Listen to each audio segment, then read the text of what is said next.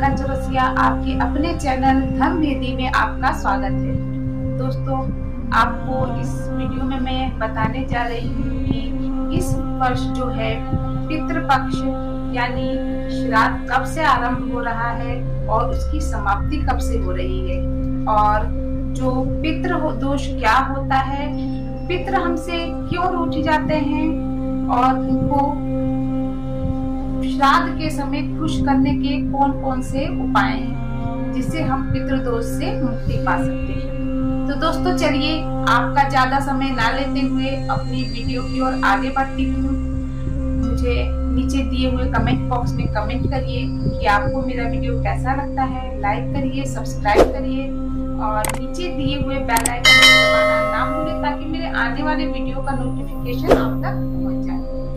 तो चलिए दोस्तों, मैं सबसे पहले आपको बता दूं कि इस वर्ष जो है श्राद्ध 10 सितंबर 2022 में 10 सितंबर से आरंभ होकर पूर्णिमा तिथि से आरंभ होकर अमावस्या जो लास्ट श्राद्ध खत्म होता है वो 25 सितंबर तक है। और दोस्तों, पितृदोष क्या होता है सबसे पहले ये जान लेते हैं हम। पितृ कौन होते हैं? दोस्तों, पितृ जो होते हैं हमारे पूर्वज होते हैं जो किसी कारणवश चाहे किसी भी मृत्यु उनकी हो जाती है किसी भी तरह से, तो वो हमसे रूठ हो जाते हैं तो हमें पितृदोष लगता है।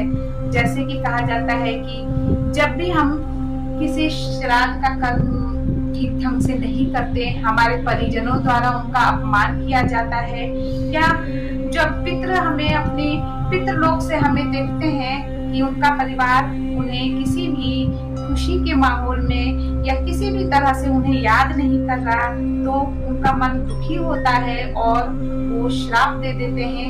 इसी को पितृदोष कहा जाता है। जिस व्यक्ति को पितृदोष लग जाता है वो उसके बने हुए काम भी बिगड़ जाते हैं। हमारे हिंदू समाज में पितरों को भगवान का देवों का दर्जा दिया गया है। अगर हम अपने पितरों को खुश रखते हैं तो हमारे जीवन में आने वाली प्रत्येक कठिनाइयों का सामना करने में हमारे पूर्वज हमारी मदद करते हैं। तो दोस्तों, चलिए इस वर्ष जो है श्राद्ध 10 सितंबर से आरंभ हो रहा है, तो हम इस श्राद्ध में ऐसे कौन कौन से उपाय कर लें जिससे हम अपने पूर्वजों को खुश कर सकते हैं। तो दोस्तों, सबसे पहला उपाय, जब श्राद्ध आरंभ होता है उस दिन से लेके जब तक खत्म होता है अमावस्या के दिन तक, हमें प्रत्येक दिन शाम के समय अपने घर में एक दिए में, मिट्टी के दिए में दक्षिण मुखी घी का दीपक या सरसों तेल का दीपक दक्षिण दिशा में उसकी मुख करके जला देना है। ऐसा करने से हमारे पितरों की आत्मा को संतुष्टि मिलती है। दूसरा उपाय, प्रत्येक दिन हमें अपने घर में तरह तरह के पकवान बनाने चाहिए और हमें किसी को खाने से पहले, देने से पहले हमें अलग से पितरों के नाम से वो भोजन निकाल देना चाहिए। ऐसा करने से पितरों के मन में तृप्ति होती है और उनका तर्पण होता है। तो दोस्तों, तीसरा उपाय यह है कि हमें प्रत्येक दिन जब हम भोजन बनाते हैं उसके पश्चात हमें प्रत्येक दिन गाय को, कुत्ते को या अपने छत पे जाके कोए को दिन भोजन अलग से निकाल के अवश्य ही दे देना चाहिए।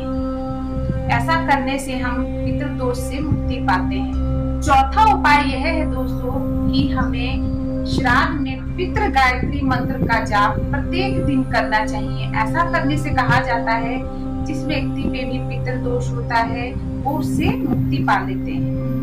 पांचवा उपाय यह है कि हमें अब जब से श्राद्ध आरंभ होता है और जब तक खत्म होता है प्रत्येक दिन किसी भी ब्राह्मण को या किसी भी गरीब को भोजन अवश्य करा देना चाहिए। जितनी आपकी श्रद्धा है या जितनी आपकी क्षमता है उस अपनी क्षमता के अनुसार प्रत्येक दिन आप गरीबों को भोजन करवाएं या ब्राह्मणों को भोजन करवाएं, दान दक्षिणा दे।